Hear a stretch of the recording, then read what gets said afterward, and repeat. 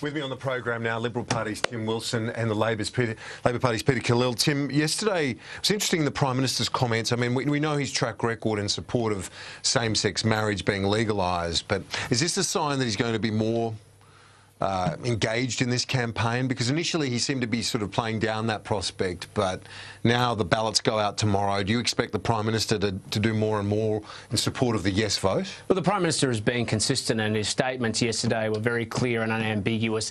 The Liberal case for a yes vote, and I think he's going to keep saying that. He's been saying it for a long time.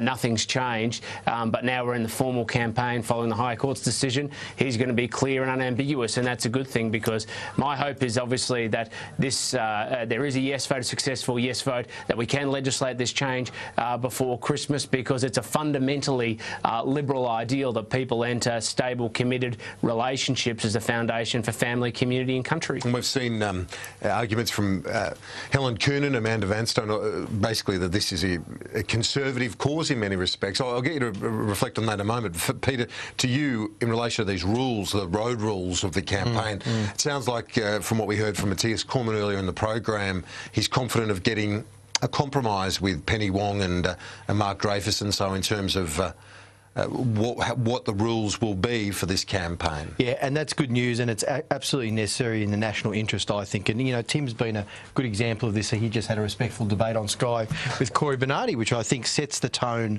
for this type of debate to be respectful, for people to, you know, articulate their views and make their reasoned arguments, but do so in a way which is respectful of the other side. And good on Tim for doing that the other day. I think that's really important. But we do, as major parties, have to set the tone and make sure that this is not divisive and damaging, because there's real potential for that. We've seen some of the vile stuff that's come out already, and we want to make sure we limit that and mitigate that and make sure it doesn't happen. Do you think that the argument made by Vanstone and Coonan and yourself, I know, over many months and years, will that resonate with members of your party? Resolutely, yes, because when you speak to people about why they support a change in law, it isn't because they're radicals, it's not because they want to appease all of the worst fears of the no camp.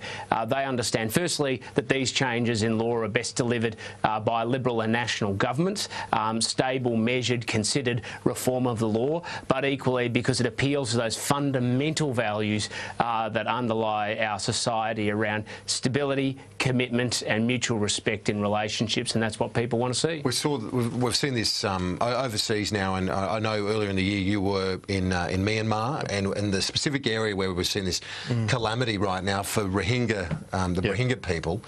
The Greens are saying Australia should take in 20,000 Rohingya refugees. What do you think? Is that something we should look at? I was there this year in January, and I got to go to the camps, the IDP camps, where the Rohingya were sort of trapped in those camps, and many had crossed the border into Bangladesh. It was a humanitarian crisis then. It's become a lot worse now.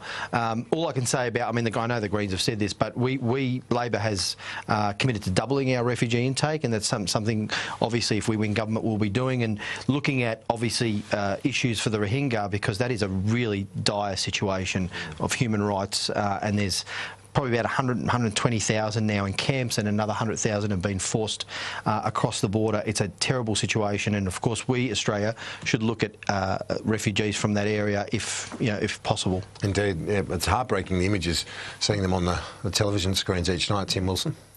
That's not in dispute. I mean, whenever you see humanitarian crises, it brings out, I think, the best in us in terms of our empathy, and that's why we have a very generous humanitarian intake. We've taken extra refugees from the Syrian crisis.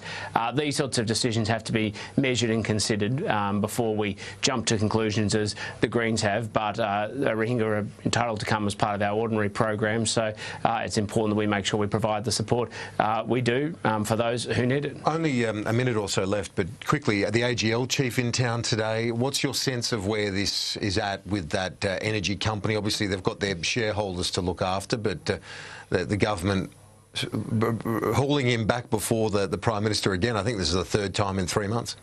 Yeah, and that's a fundamentally good thing, because some of the energy companies have been enjoying a comfortable life of subsidies rather than focusing on delivering for consumers, frankly. And we've got to be very careful about any policy we take doesn't encourage companies to underinvest in new infrastructure or run existing infrastructure down, to be buck passed on to the taxpayer. Does blackout bill, is that potentially a potent campaign? Kieran, the Prime Minister's talking about buying a 50-year-old power plant. No, I've got my dad's old Tirana. It's not quite 50 years old, and it's done 500,000 kilometres. Still running. I'd like Malcolm to invest in that and buy it off me, but he won't be able to find leaded petrol. I mean, it is, I think, ridiculous that you can convert it, path. Well, I know that, but the point is, that's the wonderful we thing should about be technology. looking at investment in renewables, increased storage, and the Prime Minister needs to get the clean energy target in place to actually allow the market to invest in that direction. So that's what we should be doing. Love the old Tirana. I'll make an offer during the ad break. Yeah, it's a good car. Peter Khalil, Tim Wilson, thanks. A quick break. Back in just a moment.